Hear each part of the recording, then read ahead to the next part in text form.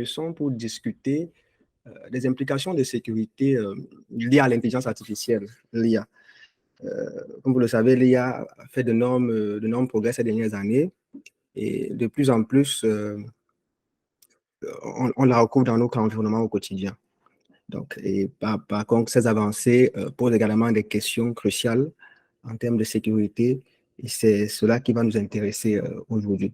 Donc, l'objectif de cet échange, c'est un échange ouvert, hein, c'est d'explorer les différents aspects et les questions complexes pour comprendre les enjeux qui tournent autour donc, de cette problématique-là. Donc, pour cet échange, le format sera en open talk, comme je dis. Le principe du format, c'est le suivant, il n'y a pas quelqu'un qui joue le rôle de l'expert en la matière qui est venu pour encadrer, pour former, etc. Il n'y a pas de speaker. Je prends la parole, mais je ne suis pas le speaker. Donc, vos questions, c'est à l'audience que vous les poserez. Et si je peux intervenir pour répondre, je suis également participant. Le principe, c'est de nous rencontrer, chacun avec son niveau d'expertise, échanger dans le respect sur un sujet à la demande. Les échanges sont ouverts. Chacun peut prendre la parole en levant sa main pour que ce soit redonné. Quand vous prenez la parole, vous pouvez répondre à une question. Je vais activer la traduction en anglais, là, OK? Donc, quand vous prenez la parole, vous pouvez répondre à une question qui a été posée ou tout simplement poser une question à l'audience. Donc, c'est à peu près le principe du format. Mais cependant, je vais démarrer avec une présentation qui va faire 10 minutes.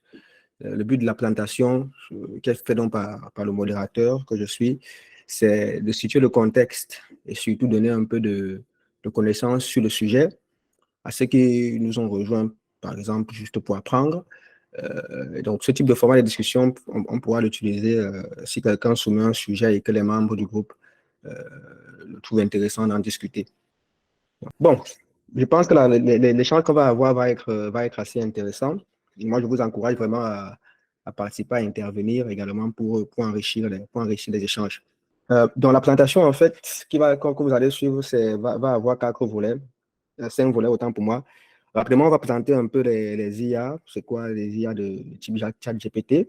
On va voir un peu comment ça se passe au niveau de la pratique, rapidement également. Les usages en sécurité qui se font déjà et les enjeux justement de sécurité que ces IA la posent. Et ce sera l'occasion justement d'ouvrir les échanges, notamment par rapport à ces enjeux-là.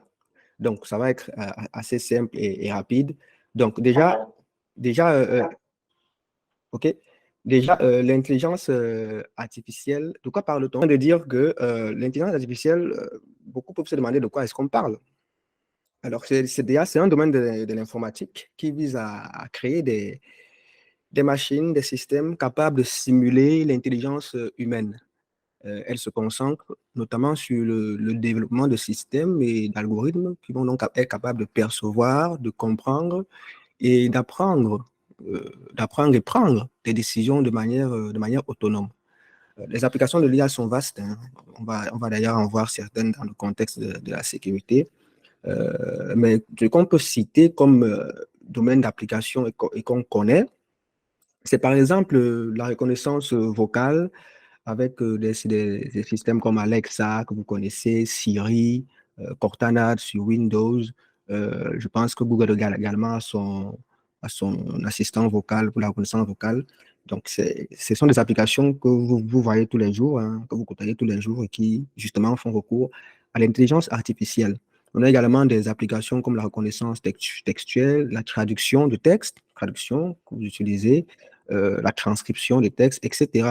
Donc, lorsqu'on parle d'intelligence artificielle de type ChatGPT, à quoi est-ce qu'on fait allusion exactement? Parce qu'il faut savoir que ChatGPT est peut-être la plus populaire des intelligences artificielles de son type, mais elle n'est pas la seule. Elle n'est pas la seule. Les IA de type ChatGPT, je vais y arriver, sont des systèmes d'intelligence artificielle qui utilisent des algorithmes de traitement du langage naturel Et l'apprentissage automatique, on parle ici quand on parle d'apprentissage automatique, on parle de machine learning. C'est un terme également que vous avez déjà certainement rencontré plusieurs fois. Pour simuler, en fait, donc ils utilisent ça comme là, de machine learning pour simuler une conversation humaine. Donc, ces intelligences-là appartiennent aux IA de type générative. Donc, on a la première famille d'intelligence artificielle là, qui englobe un peu tout ce qui est automatisation informatique, parce que même la calculatrice que vous utilisez, c'est une intelligence artificielle, puisqu'elle elle simule le cerveau humain en faisant des opérations. Donc, grosso modo, tout cela entre dans l'intelligence artificielle. Mais maintenant, on a des spécificités. Donc, vous allez voir là la couche machine learning, la couche deep learning, et puis on a la couche générative artificial intelligence, où on va retrouver ChatGPT, on va retrouver d'autres systèmes comme DaVinci Codex, comme Ada, etc. Donc, ChatGPT n'est pas le seul, c'est ce que je voulais surtout qu'on puisse comprendre ici.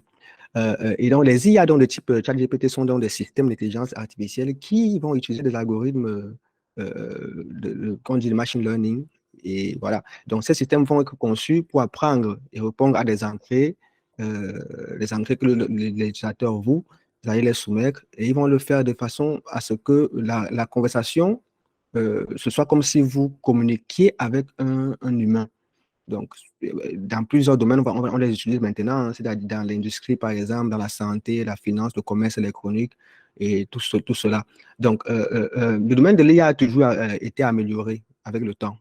Mais c'est juste qu'actuellement, on observe une accélération qui est aussi, bien sûr, due au fait que les puissances de calcul des processeurs ont augmenté. Je vais juste switcher un peu pour aller voir si du côté de la salle d'attente, on a des gens qui se sont manifestés. Pour les admettre 2 secondes. OK, on peut continuer.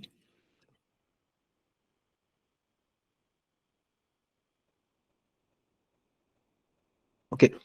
Alors, j'étais en train d'expliquer que si vous vous rappelez, par exemple, euh, lorsque vous rappelez peut-être les VCD qu'on utilisait pour jouer des vidéos, ce sera un peu la même chose avec l'avènement des ordinateurs quantiques, parce que lorsque ces ordinateurs-là vont venir, la puissance des calculs va augmenter de manière fulgurante et les IA vont encore connaître une explosion parce que la limitation qu'il y avait avec les IA, c'était justement les puissances de calcul. Donc, c'est quand ça va avancer, plus tard, on regardera derrière comme on regardait les VCD. Alors, comme on regarde aujourd'hui les VCD. Donc, parlons donc maintenant précisément de notre IA, c'est-à-dire ChatGPT, précisément. Euh, euh, ChatGPT, c'est un modèle de langage hein, entraîné par l'entreprise qu'on appelle OpenAI. Donc, elle utilise des algorithmes de type Deep Learning pour entraîner son modèle. Et donc, il faut comprendre l'IA est comme un enfant parce qu'on doit l'enseigner. Quand je dis que OpenAI entraîne son algorithme, c'est comme ça que l'IA est comme un enfant et on doit l'enseigner. Donc, l'IA doit apprendre. Comme un enfant, l'IA est essentielle pour l'apprentissage de l'IA est essentiel pour lui permettre de comprendre et d'interagir avec son environnement de manière autonome et s'améliorer et améliorer ses résultats, notamment. Donc, l'apprentissage va permettre, par exemple, à l'IA de s'adapter à de nouvelles situations, de pouvoir traiter des données de subjets qu'elle rencontre pour la première fois. Et c'est comme ça que l'IA peut s'améliorer, améliorer ses performances au fil du temps grâce à l'apprentissage.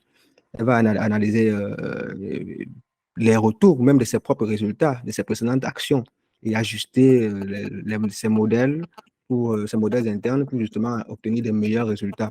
C'est donc comme ça qu'elle va s'adapter à des évolutions, de nouvelles situations, corriger ses erreurs et optimiser donc ses performances. Donc, pour apprendre, en fait, l'IA va se nourrir d'une quantité massive de données. Et c'est bien simple, hein, parce que plus les données sont nombreuses, mieux elles se perfectionnent. Plus l'enfant va lire des livres, pratiquer, etc. Plus vous-même, vous pratiquez et vous lisez des livres, plus vous devenez compétent dans un certain domaine. Donc, c'est la même chose avec l'IA. Pour processus d'apprentissage, en fait, pour schématiser, hein, ça se passe souvent en 3 étapes. Première étape, c'est l'acquisition des données. Les données vont elles peuvent être structurées ou pas. Quand il est structuré, c'est comme du XML, du JSON, pour ceux qui connaissent un peu, ou non structuré, c'est des images, des fichiers musique, etc. Elles peuvent provenir de plusieurs sources existantes comme internes ou être collectées. Euh, quand il dit existante, c'est des choses comme Internet, par exemple, où est collecté, c'est-à-dire que vous faites peut-être une surveille, il faut collecter des données. Voilà. Donc, bref, ça peut s'afficher, tout ce qui peut s'afficher sur votre écran d'ordinateur ou de téléphone, c'est une donnée. C'est une donnée et donc l'IA peut la consommer. Donc, tout, absolument tout. L'étape 2 de l'entraînement, c'est l'entraînement. Une fois que les données sont donc acquises, l'IA va utiliser son modèle d'apprentissage, deep learning, machine learning, pour chercher à identifier des relations au sein des données. Voilà. Et puis après cette étape, on a donc l'étape qu'on appelle l'étape 3, qu'on appelle l'étape d'inférence, parce qu'une fois que le modèle de l'IA a été entraîné, il peut donc être utilisé pour faire des prédictions, pour prendre des décisions sur de nouvelles données en entrée, et puis la boucle recommence.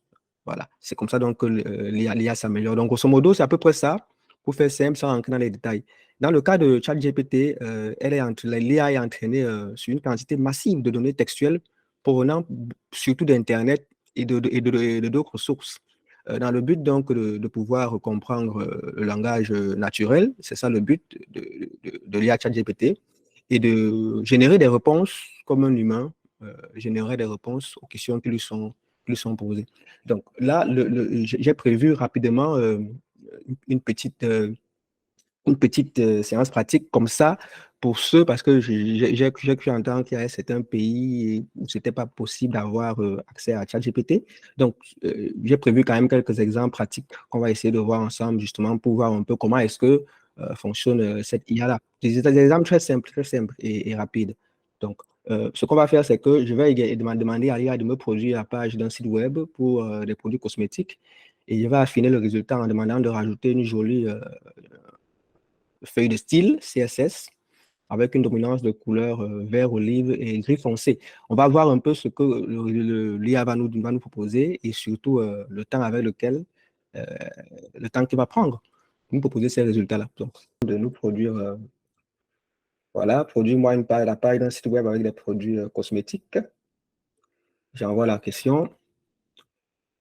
Ça me produit quelque chose. Non, je vais te préciser la question. Produis-moi la page, le code HTML. Tant pour moi. Produis-moi le code HTML.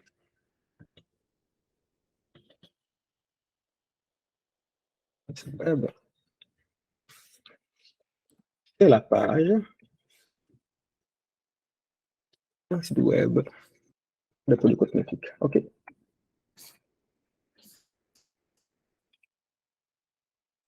Donc, il me produit ce code-là que je vais copier une fois qu'il aura terminé. Je pense que vous voyez mon écran, j'espère. Oui, ça se passe bien. OK. Donc, je vais copier. Apparemment, il est beaucoup inspiré aujourd'hui. Hein. OK, ça prend du temps.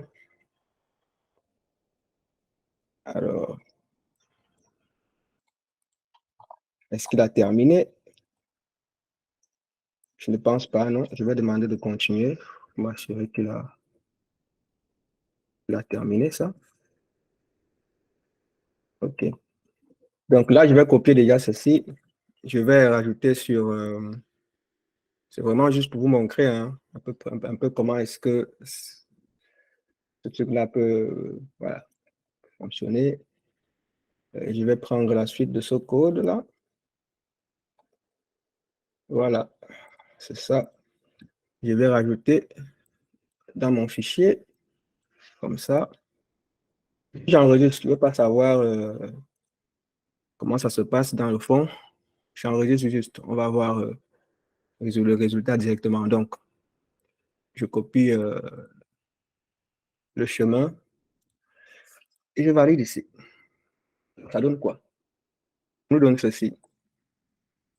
Ça nous donne ceci comme résultat. Donc, vous voyez un peu un excellent exemple pratique, hein, juste pour vous montrer un peu. Et puis après, le deuxième exemple que j'avais prévu, c'était également vous montrer un peu comment est-ce que on peut utiliser les API pour justement bénéficier des IA. Les API, les développeurs connaissent bien les API. Hein, c'est comme des librairies. on va bénéficier par exemple de certaines fonctionnalités de plateformes comme Facebook dans un site web qui n'appartient pas à Facebook, quoi. Pour le faire, on va utiliser les API de Facebook. C'est un peu ça le principe des API. Donc là, j'ai préparé un petit exemple juste comme ça. Vous montrer aussi un peu comment est-ce que cela peut être utilisé, par exemple, pour intégrer dans vos codes. Là, on a par exemple un code PowerShell et je vais poser des questions. Poser des questions à ChatGPT directement à partir du code PowerShell.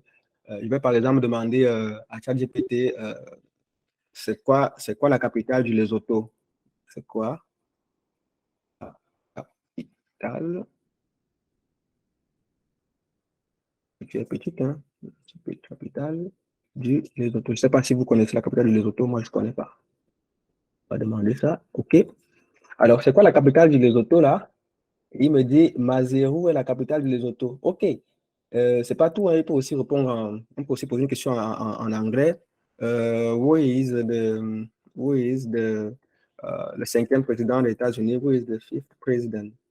United States, USA President.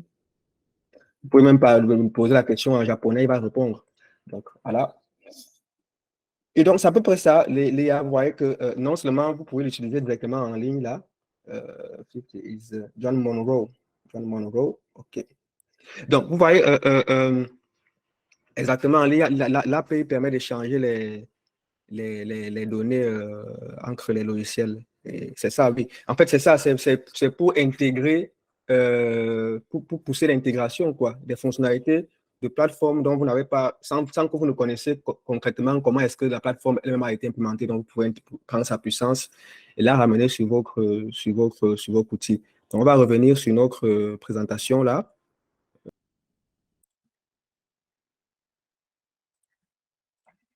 Donc voilà, comme je disais tantôt, on a fait cet exemple-là, on a fait aussi également un exemple avec l'API PowerShell. Et maintenant, on va aborder le sujet des usages qui se font dans notre domaine de la cybersécurité. L'usage le plus connu, par exemple, c'est la prévention et la détection des attaques. Il y a les entreprises, les entreprises organisations utilisent maintenant l'IA pour renforcer leur posture de sécurité et prévenir des cyberattaques. Les systèmes qui ont l'IA peuvent, par exemple, analyser les modèles de trafic réseau, les journaux d'événements, les comportements des utilisateurs, les signatures logicielles, les logiciels malveillants, et détecter comme ça des activités suspectes, bloquer les attaquants. La solution que je connais qui fait cela bien et que j'ai eu l'occasion d'utiliser moi-même, que j'ai vraiment été bluffé et j'ai beaucoup apprécié, c'est Darktrace. C'est une application c'est un système qui détecte les anomalies, les menaces internes, les attaques très sophistiquées. Et après une cyberattaque, la solution est même capable de vous rejouer visuellement le déroulement de l'attaque. Donc, c'est comme si vous regardiez un film, quoi. Vous revoyez toute l'attaque, même si ça s'est passé il y a de cela un mois, mais vous revoyez tout le film. Le mail est arrivé, le mail a été ouvert, tac, etc., etc. Après, il y a eu ceci, cela. Donc, c'est assez bluffant quand même comme solution. Donc, ce qui fait qu'après une cyberattaque, vous pouvez revoir tout le film et il fait le travail d'un analyste SOC, mais il le fait en quelques minutes. Donc, de manière générale, on peut et peut-être dans un spectre plus limité, la plupart des solutions de détection de malware et de cyberattaques que vous connaissez sur le marché intègrent aujourd'hui de l'IA. Des modèles, intégralement utiliser des modèles de machine learning pour détecter, prévenir des logiciels malveillants, ransomware, etc. Une solution comme Microsoft Azure Sentinel, qui est le CM soir de Microsoft par excellence, utilise aujourd'hui l'IA ChatGPT grâce à une collaboration qui s'est faite avec Microsoft et l'entreprise OpenIA. L'autre domaine d'application, c'est la fraude financière. C'est très connu pour ceux qui font dans le domaine bancaire, parce que les institutions bancaires maintenant ils vont utiliser l'IA pour détecter des activités frauduleuses. Les modèles d'apprentissage automatique peuvent donc analyser comme ça les transactions financières en temps réel, identifier les schémas suspects, détecter les comportements frauduleux, les utilisations non autorisées, les cartes de crédit, etc. Le système que je connais qui fait ça, c'est IBM Safer Payment. Euh, encore autre, mais il y en a d'autres. On a également la vidéo intelligente. C'est par exemple le cas avec une solution comme Verkada qui est sur le cloud et qui va utiliser l'IA pour analyser, par exemple, voir qu'il y a un objet abandonné, les mouvements anormaux, les visages non autorisés dans un environnement, les comportements suspects, ce genre de choses. Une caméra classique ne le fait pas. C'est l'IA qui est derrière qui va apporter cela. Il y a également le crédit social chinois. Vous avez certainement entendu parler euh, ce système de notation des citoyens qui est basé sur la reconnaissance faciale. Donc, pour les développeurs également, il y a des applications de cette intelligence artificielle qui sont euh, très, très intéressantes. C'est l'analyse automatique du code. Parce que l'IA maintenant peut être utilisée pour analyser le code source et détecter les erreurs potentielles pendant que vous êtes en train de développer. Donc, les vulnérabilités il va voir les vulnérabilités, proposer des solutions. Et vous pouvez même converser avec l'IA si une solution qu'il vous propose vous semble un peu, voilà, il vous explique, quoi. Donc, c'est carrément ça. Donc, c'est le cas, par exemple, avec une solution comme l'extension GitHub, de GitHub Copilot, qui est une extension qui est basée sur l'IA et qui a été développée par GitHub en collaboration avec l'entreprise OpenAI, qui est la mère de ChatGPT. Le but de l'extension, comme je disais tantôt, c'est donc d'assister le programmeur dans toutes ses tâches. Elle va faire des suggestions automatiques, elle va proposer du code, l'écrire. Donc, ce qui fait qu'en conséquence, les applications futures seront plus sécurisées et peut-être même développées par des personnes qui ne savent, qui ne comprennent rien à la sécurité. Voilà, mais ce sera sécurisé. Donc, dans un futur certainement plus proche qu'on ne l'imagine, le hacking va être un combat entre les IA. Les algorithmes, ce sera algorithme contre algorithme. Les systèmes de défense seront devenus tellement plus complexes à attaquer pour la simple intelligence humaine que celle-ci va devoir s'appuyer sur les IA pour combattre à armes égales. Et vice-versa d'ailleurs, même pour ceux qui doivent défendre, il faudra qu'ils s'appuient sur les IA pour défendre les systèmes.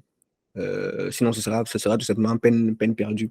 Et là, on va aborder le quatrième volet ou dernier volet, plus ou moins, qui va un peu soulever les questions, c'est par rapport aux implications donc, de sécurité l'intelligence artificielle. Le premier élément très sensible, c'est la protection des données. Parce que si vous vous rappelez, on a vu que l'IA nécessite souvent une énorme quantité de données. Et souvent, ce sont des données sensibles, personnelles, qui peuvent être concernées par cela. Donc, vos empreintes vocales, par exemple, lorsque vous utilisez une application comme Alexa, Siri, il faut savoir que ça donne aussi la capacité à ces IA-là de reproduire votre voix, d'apprendre à parler comme vous. Voilà. Donc, c'est quelque chose qui appartient à votre génétique, mais que l'IA va être capable de reproduire. Et plus vous allez utiliser cette IA-là, plus elle sera capable de reproduire avec une très bonne fidélité la tonalité de votre voix, l'empreinte de votre voix. Alors, il suffit que ce soit de manière indétectable à l'être humain. Détectable peut-être par d'autres IA, mais pas pour l'être humain. Donc, quelqu'un va parler, vous aurez l'impression que c'est vraiment lui qui parle. L'IA peut détecter, mais pas vous. Alors, ce qu'il faut aussi savoir, c'est que ce qu'il faut comprendre donc, de cela, c'est que ça donne la capacité à l'IA euh, en fait, ça soulève des préoccupations concernant la confidentialité, la sécurité même des données collectées par ces IA-là. Parce que si on a la possibilité de faire une utilisation abusive, même non autorisée, il y a quand même des questions qui sont à soulever autour de cette problématique-là. Donc, il y a également les biais algorithmiques parce que les systèmes d'IA, en fait, peuvent être influencés par des biais, des biais qui sont inhérents aux données qui sont fournies pour leur entraînement. Donc, en gros, ce que je veux dire ici, c'est que si vous éduquez mal un enfant et que vous souhaitez en faire, ou bien que vous souhaitez en faire un bon raciste, il sera un raciste, quoi. Si vous passez plus de 10 ans, par exemple, à dire à votre enfant, depuis qu'il est bébé, à quel point telle tribu, telle race est maudite, il sera certainement le plus intelligent des racistes et des tribalistes. Voilà. Donc, c'est pareil avec les IA. Si les données sont biaisées, cela va entraîner des résultats injustes, discriminatoires. Par exemple, dans les domaines tels que la sélection des candidats, on observe ces cas comme ça là. La décision, par exemple, sur les prêts financiers, parce qu'il y a des IA qui vont analyser votre historique financier pour voir si on doit vous accorder un prêt. Ce n'est pas un homme, mais c'est une IA qui va dire non, ne faites pas de prêt à ce monsieur. Bien ne recrutez pas tel ou tel personnage, même les décisions judiciaires. Donc, vous voyez que ça soulève quand même certaines problématiques. Et d'ailleurs, ce qu'il faut savoir, c'est que parfois, ces biais sont volontaires. Parce que ChatGPT, par exemple, c'est une intelligence artificielle qui est pro LGBT. C'est normal, vu que c'est une IA occidentale. La Chine travaille par exemple sur son IA qui, elle, sera communiste et va véhiculer des valeurs communistes. Donc, vous voyez un peu, on discutera peut-être de tout ça tout à l'heure. On a également des domaines comme des attaques automatisées, parce que l'IA est maintenant utilisée pour développer des attaques automatisées sophistiquées, telles que des attaques avec un système. Il y a une entreprise CyberArk là, qui a fait une démonstration en utilisant ChatGPT pour générer un shellcode polymorphe. Pour ceux qui ne savent pas, le code polymorphe fait référence à un type de code qui peut se modifier lui-même à l'aide d'un moteur, quoi. Donc, il conserve sa fonctionnalité négative, mais il se modifie. Lui-même, il change, et de cette façon, il change sa signature pour ne pas être détecté. En gros, c'est un peu ça, les codes polymorphes. Et puis après, on a aussi ce point sur l'autonomie même des systèmes d'IA.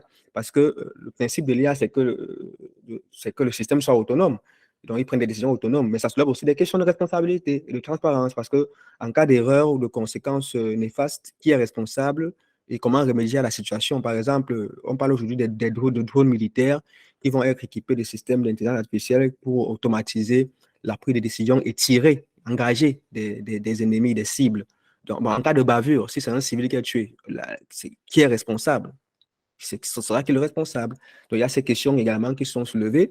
La manipulation même de l'information en tant que telle également, c'est un sujet parce que la manipulation de l'information dans le sens d'information journalistique, si on peut dire. Parce que les IA peuvent être utilisées pour créer de fausses informations et même les diffuser à grande échelle.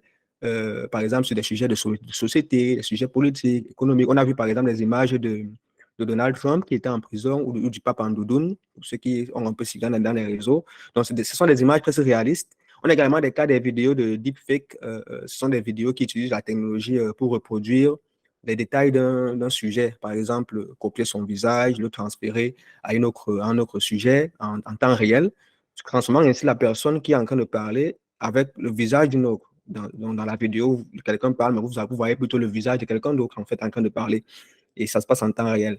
Donc, les résultats peuvent être impressionnants et c'est également dangereux par rapport à la manipulation de l'authenticité. Et ça nous amène encore à un autre enjeu, et cela qui est donc celui donc de, bien évidemment, l'usurpation de l'identité. C'est un peu corrélé parce que les IA vont pouvoir être programmés pour imiter la voix, imiter le visage d'une personnalité, le comportement même d'une personnalité, ce qui peut rendre difficile la distinction entre ce qui est véritablement humain et ce qui est issu d'un système d'IA. Voilà, donc vous doutez bien que cela peut conduire à des attaques d'ingénierie sociale où un attaquant peut utiliser un système d'IA pour accéder à des informations ou des ressources sensibles. Donc, il peut même publier des vidéos compromettantes pour écarter un adversaire politique ou bien dénigrer un personnage politique. Donc, ce sont quand même là des sujets comme ça qui sont intéressants à soulever, à mentionner. Il y a d'autres enjeux, mais rien que ceux-ci déjà peuvent nourrir des semaines de débat. Euh, et donc, on va ouvrir la séance de discussion. La parole sera à qui veut la prendre. Ne soyez pas timide. On est ici pour partager. Ça ne doit pas être un monologue. Donc, vous devez parler. Vous devez même parler plus que moi. Voilà.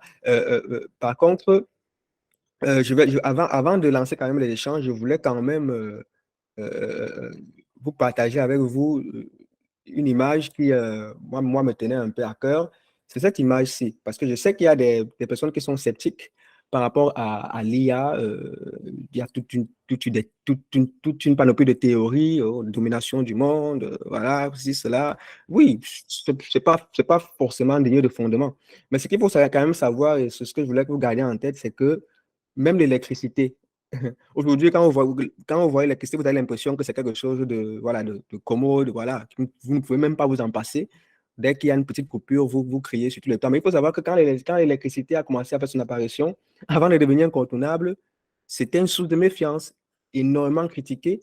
Il y a des dessins comme celui que vous voyez là qui ont été publiés dans une campagne énorme de méfiance qui visait à arrêter l'expansion de l'électricité. C'était au 19e siècle arrêter l'expansion de l'électricité dans le paysage urbain.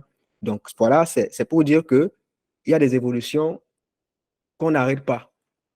Et il faut savoir juste saisir l'opportunité qu'elle représente parce que vous soyez fâché ou pas, l'évolution qui arrive est tellement grande que ce n'est pas votre colère ou bien votre état d'âme qui vont faire que cela s'arrête. Et c'est un peu l'image que je voulais partir avec vous avant qu'on ouvre donc la séance des échanges, qui va être une séance que j'espère enrichissante pour tout un chacun. Donc, merci d'avoir été présent, merci d'être avec nous. Et puis, voilà, moi, je laisse la parole et on peut commencer à parler. Merci. Merci, Kim. Vas-y, prends la parole. Ok, merci Admin. Moi, c'est Daryl, je me prénomme Daryl, et je remercie vraiment tout le monde pour les différentes participations à ce Open Talk. Il y a une question qui est beaucoup revenue, celle de savoir si d'autres pays, ou bien dans le contexte général, si l'Afrique est prête à accueillir ou bien à développer son propre système d'intelligence artificielle. Mais moi, je voudrais soulever une autre question, une deuxième question. Ma question porte beaucoup plus sur l'avenir de nos différents métiers, particulièrement plus les métiers de l'IT face à l'avenir de l'intelligence artificielle. Parce que lors de la présentation de notre admin, nous avons pu voir, par exemple, que à partir de deux, trois lignes de questions posées à ChatGPT, il a facilement pu ressortir, par exemple, tout un bloc de code HTML pour construire une page web. Et je suppose que si c'était pas à sa convenance. L'admin aurait, par exemple, pu dire que modifier un peu comme ça, faire que le site soit un peu plus comme ça, comme ça, comme ça. Et on aurait pu avoir une page web complète qui satisfait vraiment aux besoins de l'utilisateur.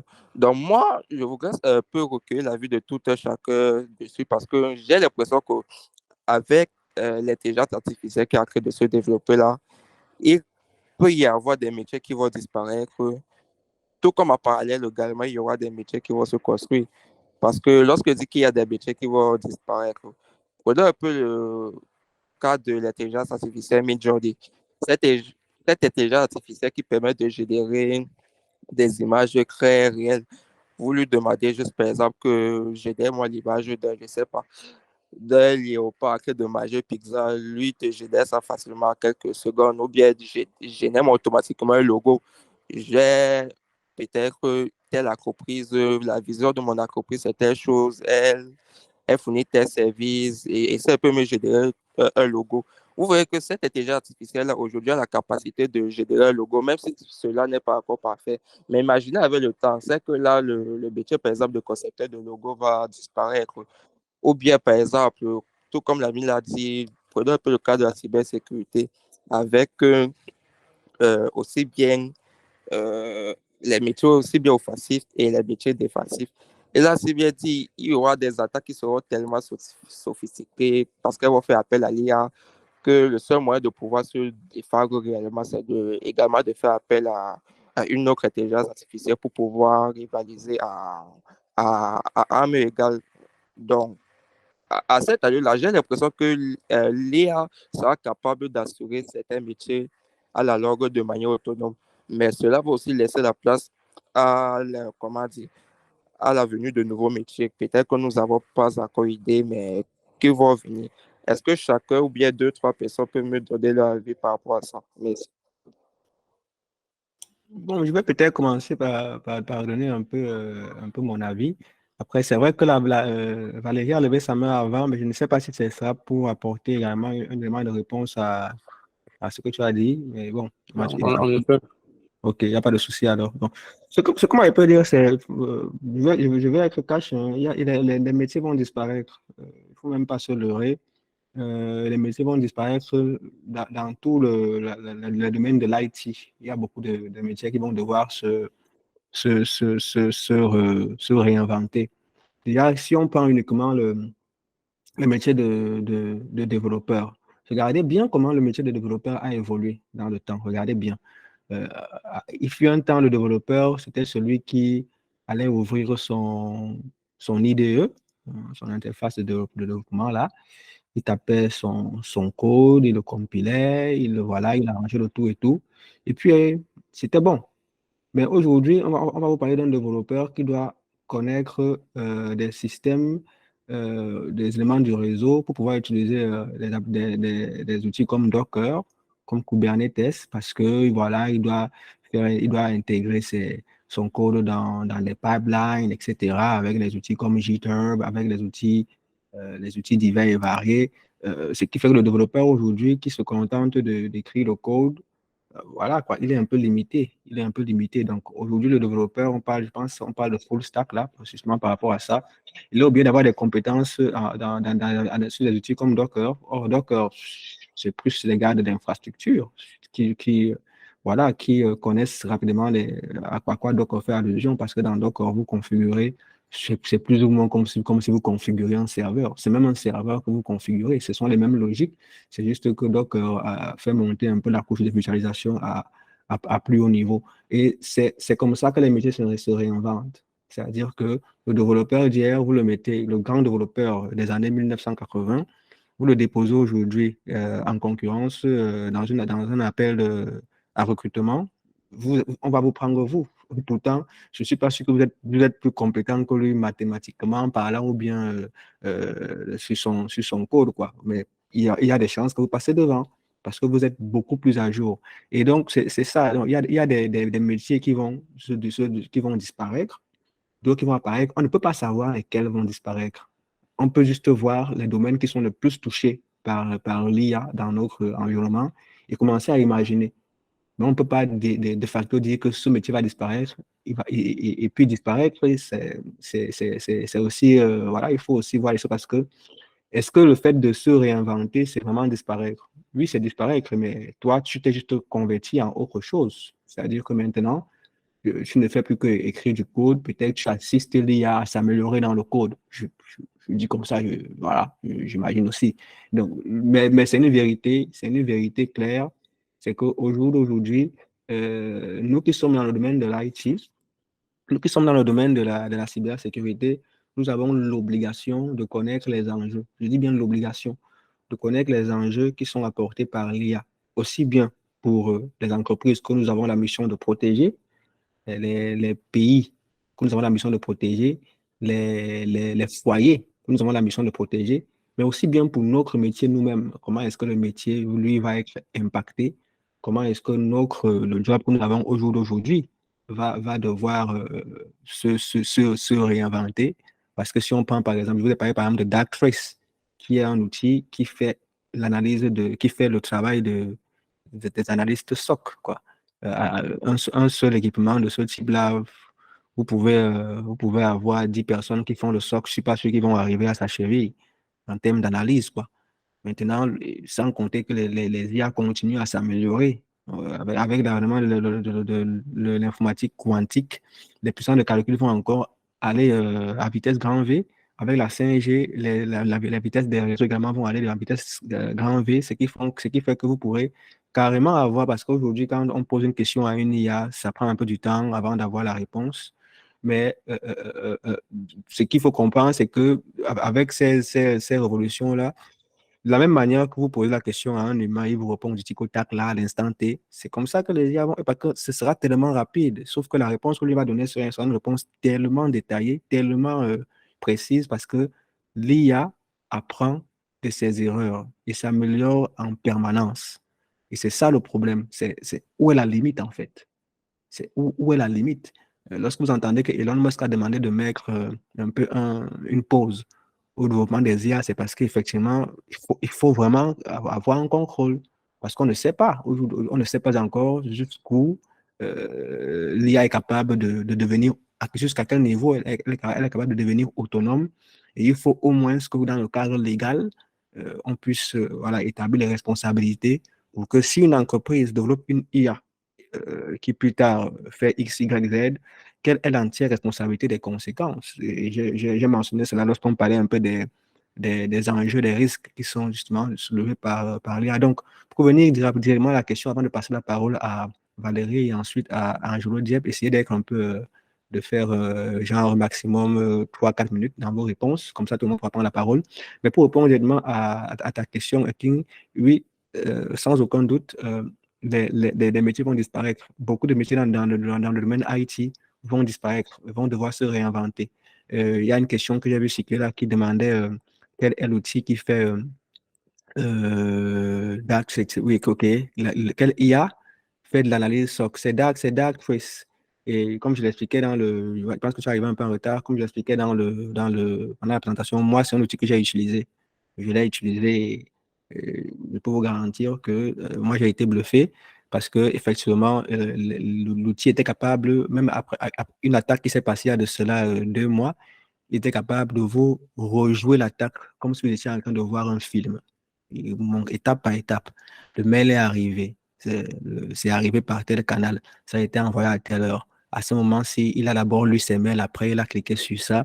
Il a fait tel minute, tel nombre de temps en lisant ses mails. Il a ouvert le lien. Voilà. Vraiment, c'est comme si vous étiez en train de voir un film, quoi. Et donc, ça, c'est ce que les analystes SOC font après peut-être, je ne sais pas, une journée de travail avec des systèmes CM classiques qu'on connaît. Mais avec l'IA, les analystes SOC, non, leur travail va aller beaucoup plus vite, mais va être beaucoup plus dans la partie prise de décision et orientation du métier, mais plus tellement dans la partie analyse pure et dure, si on peut dire. Donc, ce sont des impacts assez importants qu'il faut garder en tête parce que là, on est encore, comme je disais tantôt, on est à l'aube juste. On est juste à l'aube de l'avènement de ces IA-là. Aujourd'hui, si quelqu'un vous tend un téléphone filaire, vous allez le regarder comme un fantôme. Et pourtant, il fut un temps, le téléphone filaire, c'était les boss qui les avaient dans leur maison. C'était les boss. Maintenant, tout le monde a un téléphone sans fil là. On fait comme si c'était classique. Mais voilà quoi. Et ce sera comme ça les IA dans un futur qu'on peut imaginer longtemps, mais qui va très vite venir. Tout ce qu'on dit aujourd'hui là va paraître tellement normal pour quelqu'un qui aura 13 ans. Voilà. Donc, c'est ce que moi je voulais dire et c'est juste ça. Que, formons-nous, apprêtons-nous, intégrons les IA dans nos façons de travailler, remettons-nous en question parce que obligatoirement, on va devoir s'orienter vers ces nouvelles façons de faire là. Je vais passer la parole donc à Valérie. Vu que Valérie a quand même eu à parler, s'il peut être un peu bref comme ça, Angelo Dieppe, qui lui n'a pas encore pris la parole, pourra aussi contribuer au débat. Merci. Ok. Bon, je ne sais pas si je pourrais être bref, mais je vais essayer. Déjà, pour répondre directement à ta question, moi personnellement, je ne vais pas parler de disparition. Je vais parler d'évolution. Pourquoi? Parce que le cycle, la vie, c'est quoi? C'est destruction et reconstruction. Ce qui est détruit donne naissance à autre chose. Et ce qui naît sur la base ou sur l'essence ou sur les cendres de quelque chose qui existait auparavant pour devenir meilleur. Bon, maintenant, puisqu'on parle de disparition, tout à l'heure, j'ai parlé de maturité numérique. Tu as parlé, par exemple, les gars qui conçoivent les logos et machins sont appelés à perdre leur travail. J'ai dit tout à l'heure que ceux qui ont créé les IA sont avec une maturité numérique à beaucoup de niveaux dans l'industrie du numérique, que ce soit au niveau de la création, conception graphique, au niveau du design, au niveau de la sécurité, au niveau du développement. Tout cela, tous les outils qu'on voit, ce sont des experts de chaque domaine qui sont assis, qui sont partis sur la base de ce qu'il y a offert pour développer un certain nombre d'outils automatiques, d'intelligence pouvant automatiser et accélérer le processus de travail. Maintenant, tout est lié. C'est une distraction à échelle mondiale qui est en train de se passer si on doit prendre les choses de cette façon. Tout à l'heure, le modérateur a parlé, il a dit chaque IA qui est conçu en fonction d'une idéologie. Par exemple, ChatGPT, par exemple, repose sur une idéologie, c'est une IA qui est pro-LGBT. Et par exemple, les Chinois sont en train de construire leur IA qui sera pro-communiste. Si ce que tu dis, par exemple, ce que tu dis, par exemple, émane par exemple de tes recherches et peut-être d'une analyse profonde que tu as eu à faire, ou même peut-être de certaines personnes qui sont positionnées et qui ont fait des recherches et ont tiré ces conclusions. Si ce que tu dis, toi, tu rends compte, on se rend tous compte que l'IA, comment dire, n'a pas été conçue dans le but forcément de faire évoluer les choses, mais plutôt de faire évoluer des idéologies. Et maintenant, derrière ces idéologies, puisqu'on ne peut pas les présenter directement au grand public, on fait développer les autres secteurs et indépendamment. Et c'est chaque pays qui décide de comment est-ce qu'elle va adopter l'IA, si on se comprend. Ça veut donc dire que quoi? Que nous ne sommes pas obligatoirement, bien forcément obligés de suivre ce rythme. Parce que les métiers qui vont disparaître, ce sont les métiers qui, par exemple, en Occident, ont atteint la maturité. Or, en Afrique, nous sommes encore en train de les découvrir. Comment on voudrait donc construire un écosystème numérique propre à nous, qu'on serait capable de sécuriser nous-mêmes, si on nous empêche d'avoir les fondamentaux, les BABA, de maîtriser la première couche qui a permis, la première couche qui est détruite, qui a permis l'évolution. Si on ne peut pas contrôler le cycle d'évolution, comment est-ce qu'on veut pouvoir dire qu'on peut travailler ensemble afin de construire un écosystème qui est propre à nous, si on veut s'arrimer à l'évolution occidentale, parce qu'il s'agit de l'évolution occidentale. Parce que le numérique est une science. Et qui parle de toute science parle de philosophie. Or, nous sommes d'accord que chaque époque a eu sa philosophie, a eu ses philosophes. Chaque écosystème a eu sa philosophie, a eu ses philosophes. Or, chez nous en Afrique, on n'a rien de tout ça jusqu'à présent. Peu importe le domaine de la science dans lequel nous sommes, on n'a aucune philosophie qui est propre à nous, on n'a aucun philosophe qui est propre à nous, on n'a aucun penseur qui est propre à nous. Ceux qui essaient de se démarquer pour se comporter comme des penseurs, en fait, ne pensent pas pour l'Afrique, mais pensent beaucoup plus pour le développement des Européens. Et ceux-là qui arrivent à s'écarter de la ligne qui a été tracée pour tout le monde et commencent à penser pour son écosystème, sont rapidement abattus. On les met rapidement en déroute. C'était tout. Merci. Ok, Angelo, tu peux prendre la parole. Ok, merci. Bonsoir à tout le monde déjà. Et merci à l'admin pour cette présentation très intéressante. Donc, pour revenir un peu à la question de King, bon, David, je dirais déjà, pas tous les domaines de l'IT vont être maudits, ou du moins être perdus. Principalement, je dirais les domaines qui ont travers le hardware. Bon, je pense qu'il y a le côté hardware ne suit pas la course avec l'évolution du software. Donc, je pense qu'il y a encore un décalage. Donc, le côté hardware, ceux qui font dans le hardware, ils ont encore une marge de temps pour continuer dans le domaine. Mais venant au côté software, ou du moins de façon générale, je pense qu'on ne devrait pas voir l'IA comme quelque chose de destructif, mais plutôt comme, je dirais, une certaine forme d'enhancement. Donc d'amélioration ou de support à nos activités quotidiennes. Par exemple, on verra des IA comme Galileo qui t'aident à générer, du moins c'est pour les UI designers. Donc tu écris un prompt et ça t'aide et ça te génère des screens, login, sign up, chat, tout ce que tu veux juste avec du prompt. Ou même des IA comme l'admin a parlé, le Copilot, GitHub Copilot qui permet en fait à assister un développeur dans ce workflow, quoi. Donc, et même Midjourney pour des personnes qui font dans le graphic design. Donc, tout cela, je pense que ce n'est pas, entre guillemets, ce ne sera pas remplacé, mais ça va peut assister. Par exemple, et être plus productif. Par exemple, de temps en temps, j'utilise Copilot. Le fait de, tu sais déjà développer telle fonctionnalité, pourquoi vouloir encore réécrire tout? Tu peux demander à Copilot, tu lui fais une description, il te génère le code et tu es plus productif. Tu es plus productif, tu ne refais pas la route. Donc, moi, je pense qu'on devrait plus voir l'IA entre guillemets, dans ce spectre-là de enhancement. Et aussi, le fait que tu es plus productif, ça entre guillemets, ça t'offre plus de temps. Et plus de temps peut résulter à plus de créativité parce que, OK, on retire les hard tasks de ton quotidien, ça t'offre plus de temps d'être plus créatif. Mais si on repart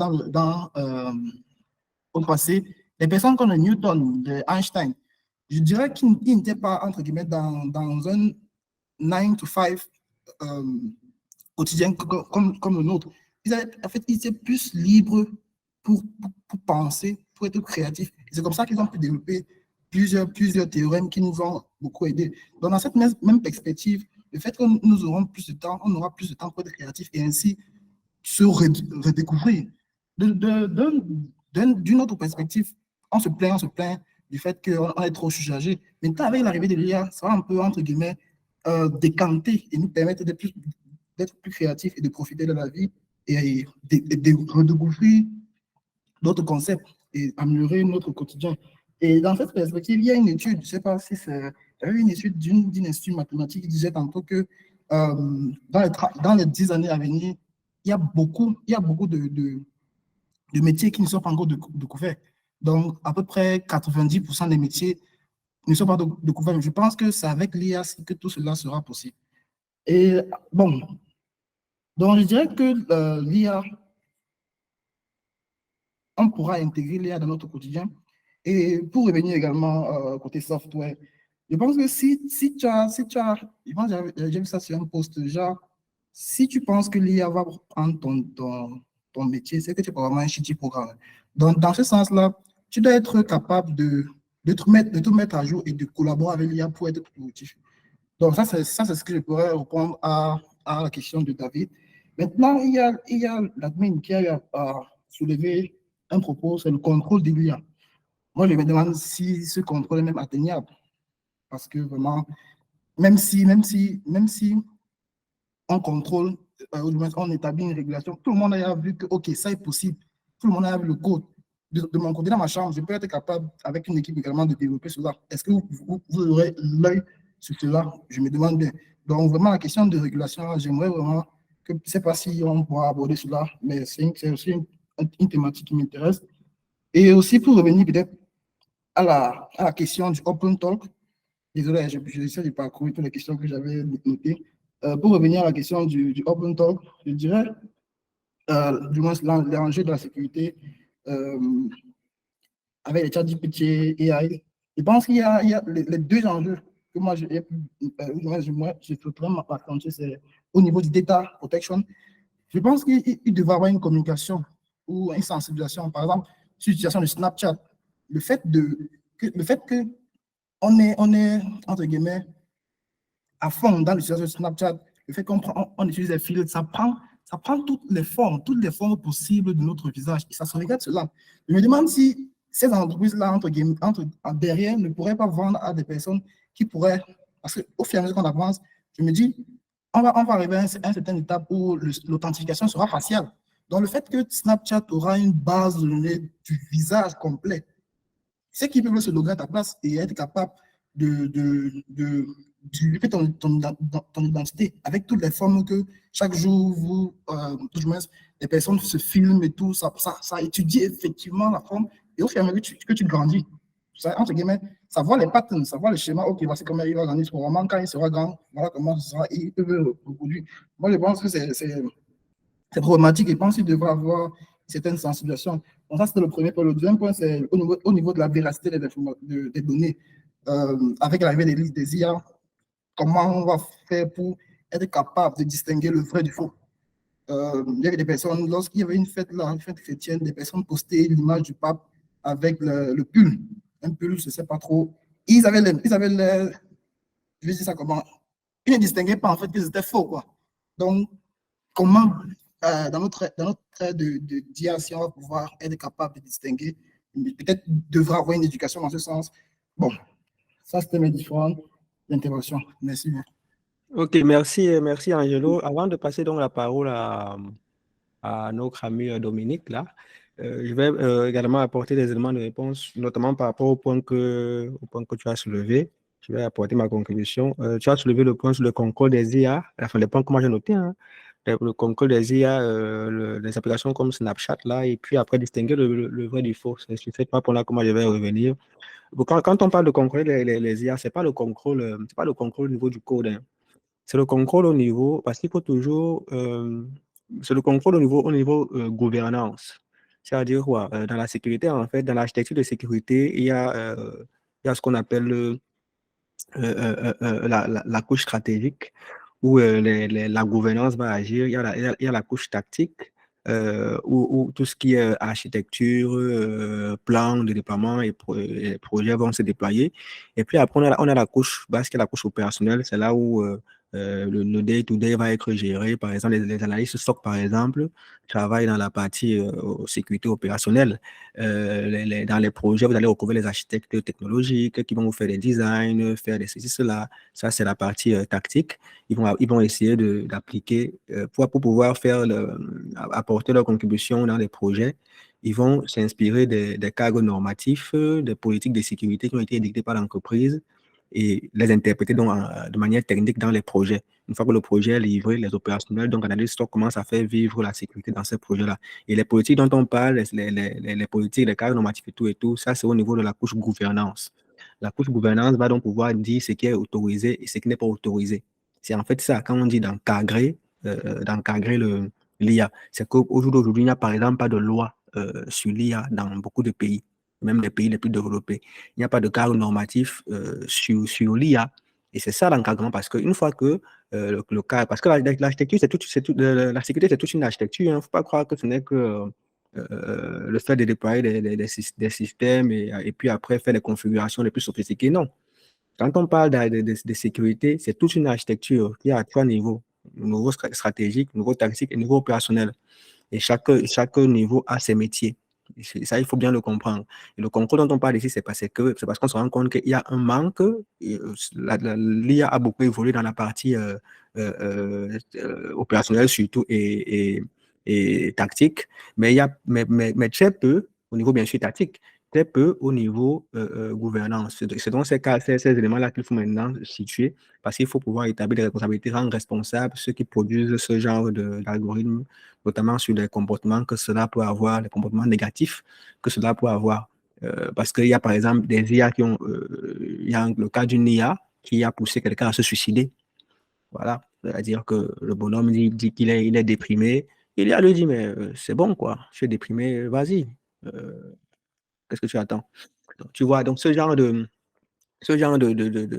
d'éléments-là, c'est qui le responsable? Comment une IA peut conseiller ça à quelqu'un? Voilà. Donc, c'est un peu ces problèmes-là qui sont soulevés. Et c'est, voilà, comme ça responsabilise un peu plus ceux qui développent ces IA-là dans le contenu, dans l'apprentissage qu'ils donnent à ces IA. Parce que l'IA sera juste à l'image de ce que vous l'avez donné comme données pour apprendre. Ça, c'était pour le premier élément sur l'aspect contrôle. Et puis, tu as évoqué un aspect Snapchat là.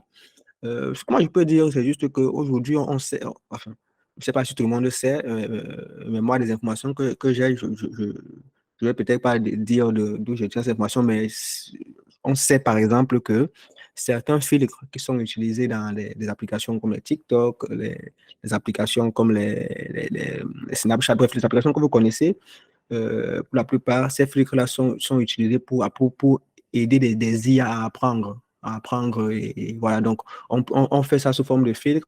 Beaucoup de personnes vont venir utiliser, mais après, derrière, quand même, ça permet à une IA d'apprendre. Bon, après, on ne connaît pas les objectifs des IA qui apprennent sur ces faces-là. Je ne suis pas dans les secrets des dieux, mais on sait aujourd'hui que ce sont des mécanismes qui sont parfois mis en place pour permettre justement à l'IA d'apprendre et on les rend justement accessibles au plus grand monde pour que l'IA puisse avoir une masse d'informations sur les visages, sur voilà, etc. Donc, c'est également quelque chose qu'il faut garder en mémoire et qui peut soulever d'autres questions.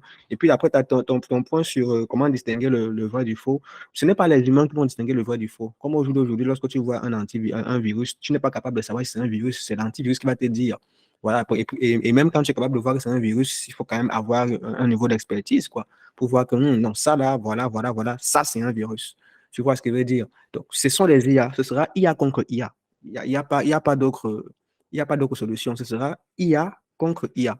C'est pour ça qu'il faut s'armer donc d'IA pour pouvoir gérer les risques que les IA vont amener dans notre environnement.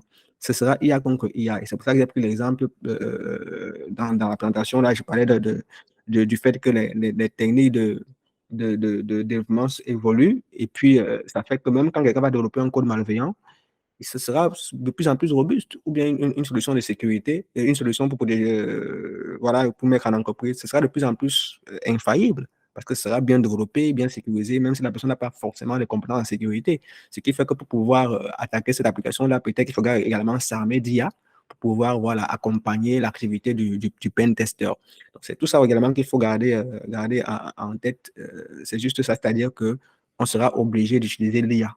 Voilà, et vraiment être bon aussi dans l'IA. Autant que l'IA sera bonne pour faire des actions, devra être bonne pour l'utiliser et garder le contrôle en quelque sorte.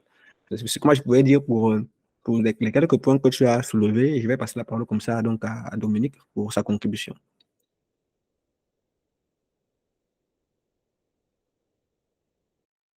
Vas-y, Dominique, tu as la parole.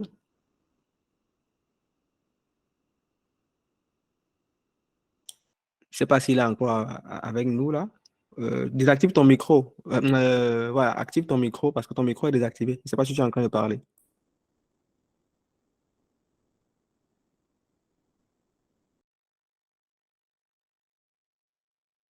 Bon, ok, on va laisser, on va d'abord reprendre la parole. Il y avait une question dans le chat là, c'était de savoir, c'est Daryl qui posait. Il demandait, il a l'impression que ce sont beaucoup plus les métiers techniques qui vont être menacés à disparaître. Quant aux métiers sur les aspects gouvernance, moi, je peux te répondre en te disant que il y a plusieurs métiers qui sont concernés, hein, parce que là, nous, on parle de cybersécurité parce que c'est notre domaine. C'est notre domaine. Mais si on te dit déjà qu'il il y a des, par exemple, des automates qui sont déployés dans des usines, là, tu vois qu'il y a beaucoup d'ouvriers qui vont être au chômage, par exemple. Tu vois, donc ça touche un peu plusieurs domaines, même dans le domaine administratif, parce qu'il y a des fonctions. Si la secrétaire, si les assistants vocaux commencent à être très performants au point où tu peux lui demander de te programmer ta journée, il te programme, tu comprends que ça va commencer à être un peu bizarre pour un directeur d'avoir, ou bien n'importe qui là, d'avoir une secrétaire qui n'a pas vraiment plus que ça à faire. Voilà, il faudra vraiment qu'elle ait beaucoup plus que ça à faire pour que ça justifie le besoin d'avoir une secrétaire. Parce que si déjà ton assistant vocal est capable de planifier tes vols, faire la réservation des hôtels, organiser ton agenda, te notifier, etc., tout ce que une secrétaire, une assistante en tout cas a l'habitude de faire, tu vois que quelque part, son métier est menacé. Et tu dis à ton assistant vocal de te préparer une lettre bien structurée là pour tel partenaire. Il peut avoir dans les échanges que vous avez déjà eu, il connaît le sujet donc, auquel tu fais allusion. Il te prépare un mail bien fait là, il te dit, OK, voilà ça, tu relis et tu dis, tu envoies. Tu vois, donc, tu ne sais pas si tu te rends un peu compte. Donc, voilà, par exemple, une dame qui est partie faire le secrétariat bureautique, mais elle ne sait pas que dans 2 ou 3 ans par là, elle va chômer comme elle n'a jamais chômé de sa vie. Tu vois? Donc, c'est des choses qu'il faut également garder en tête. Maintenant, pour revenir beaucoup plus au domaine de la sécurité, parce que là, tu fais allusion aux aspects de la gouvernance. La gouvernance, je ne suis pas sûr que les IA peuvent faire de la gouvernance. Ils peuvent accompagner ceux qui font la gouvernance, mais ça, c'est vraiment un domaine où c'est encore l'homme. C'est encore vraiment l'homme qui a la maîtrise. Si tu veux, l'IA, c'est beaucoup plus à bas niveau qu'il commence à faire son impact. Bas niveau, c'est pas pour dire que c'est le niveau zéro, quoi. Bas niveau, c'est en termes d'architecture de sécurité, c'est-à-dire le niveau opérationnel qui est aussi important que le niveau stratégique, qui est aussi important que le niveau tactique. Donc, c'est pas parce qu'un niveau est haut que ça veut dire qu'il est plus important que l'autre. C'est juste que la fonction donc, des IA, vu que c'est d'abord technique, ça impacte d'abord ceux qui sont beaucoup plus proches de la technique, donc les développeurs, les analystes de SOC, les pentesters, voilà. Voilà, donc toute la partie opérationnelle pure et dure, là, c'est d'abord elle qui est impactée parce que c'est d'abord quelque chose qui est développé dans cet écosystème. C'est un peu comme si tu me disais que Docker vient impacter quelqu'un qui fait la gouvernance. Non, Docker, c'est un outil qui vient impacter les façons de faire de ceux qui font dans le développement et ceux qui travaillent vraiment dans la partie infrastructure. Tu vois un peu le truc. Donc, ce n'est pas forcément ceux qui sont en haut. Maintenant, il y a d'autres applications qui peuvent commencer aussi d'en haut avant de redescendre. Mais pour l'IA, c'est beaucoup plus en bas qu'il commence avant de remonter dans son impact. Mais effectivement, au niveau de la gouvernance, on utilise déjà l'IA. Moi, j'ai souvent utilisé l'IA, par exemple, pour me faciliter la tâche parce qu'il y a plusieurs frameworks. Hein, comme vous pouvez vous douter, il y a des frameworks comme les normes comme ISO 27001, les normes comme le NIST 853, les normes comme le CS version 8. Parfois, quand on travaille avec toutes ces normes, ça peut être ça peut être un peu lourd.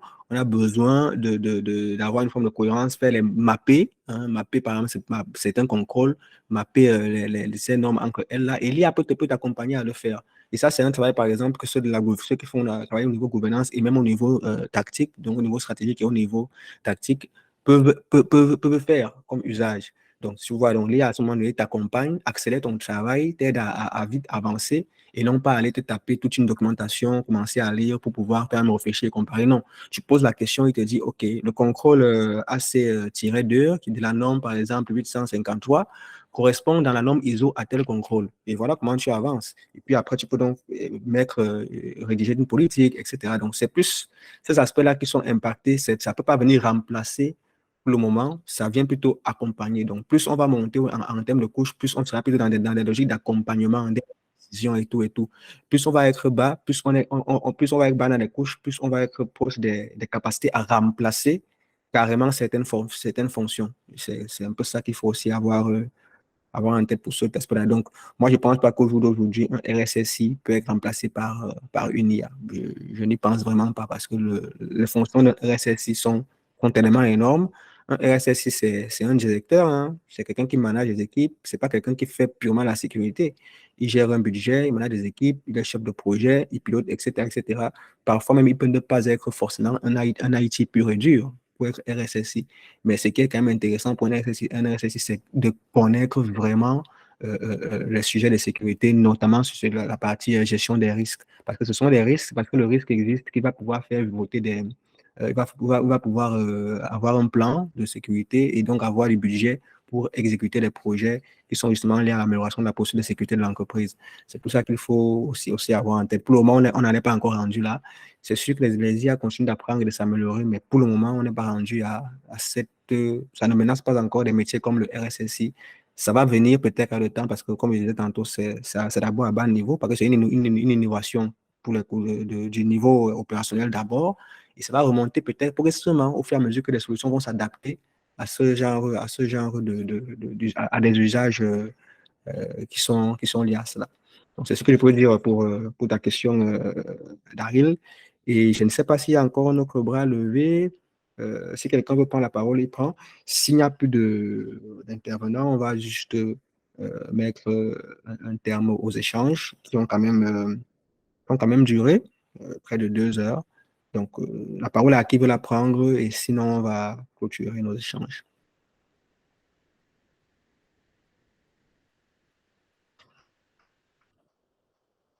Donc, voilà, je pense que si personne n'a levé la main, ça veut dire qu'il n'y a plus de sujet. Et donc, moi, je vous remercie. Je vais vous remercier pour votre présence là. Le plus important, c'est la qualité des échanges qu'on a. C'est la qualité des échanges qu'on a. Et donc merci à Francky, merci à Daryl, merci Angelo, merci Kenzie, merci NG, merci Parfait.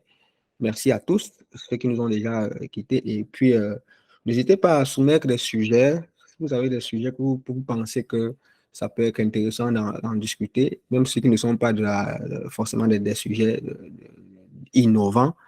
Mais si les membres du groupe votent et on peut faire un live pour en parler, on peut en parler. Vous savez, nous on est très occupés. C'est pour ça que moi, je ne peux pas commencer à faire des lives comme peut-être d'autres collègues de la sécurité peuvent le faire. On a vraiment on a vraiment des chantiers qui nous attendent là. Et ça fait que l'activité de faire des lives, c'est pas c'est pas voilà, c'est pas le but de Eyes Open et Yocon, comme vous savez. Nous, on a un rendez-vous annuel, c'est le rendez-vous de la conférence et des CTF. À côté de ça, l'activité se passe dans le groupe, on échange, vous posez vos questions, on intervient, ceux qui peuvent répondre, on partage les ressources, on partage des offres d'emploi, etc. On fait vivre la communauté de cette façon. Maintenant, s'il y a des sujets pertinents, on peut faire un open talk, tout le monde vient parler. Et puis après, on se donne juste rendez-vous pour le vrai moment où en fait, on fait du réseautage et c'est la conférence et la compétition en cybersécurité Eyes Open CTF. Donc voilà, merci pour votre présence et je vous souhaite une bonne suite. Alors, ils se font les solutions de thématiques. Non, vous le faites dans le groupe. Vous faites dans le groupe, là, le groupe WhatsApp. Vous posez, voilà. Et puis après, on peut faire un vote là. J'appelle ça comment, le sondage. Voilà. Et puis, s'il y a un certain nombre de votes, il n'y a pas de souci. On voit dans quelle mesure on organise en live et on en parle. Là, tu demandes c'est pour quand les prochains CTF. En général, les événements se passent en octobre, hein, en octobre, qui est le mois de la cybersécurité. Donc, ce sera potentiellement également en octobre qu'on va faire et aussi bien la conférence que la compétition CTF. Donc, c'est un peu ça. Donc, en tout cas, donc merci de votre présence et laissez vos emails là. C'est ceux qui m'envoient les emails dans le chat qui vont recevoir le fichier de présentation d'aujourd'hui. Voilà, parce que j'ai vu quelqu'un qui demandait la présentation. C'est vos emails, je vais vous envoyer par email. C'est pas, voilà, le fichier n'avait pas vocation à être publié à tout le monde dans le groupe. C'est ceux qui participent au live qui auront donc le fichier. Et puis, je pense quand même qu'il y a la vidéo sera également disponible sur YouTube après recrutement, bien évidemment pour prendre l'essentiel de ce on se sera dit dans cette séance. Donc, merci.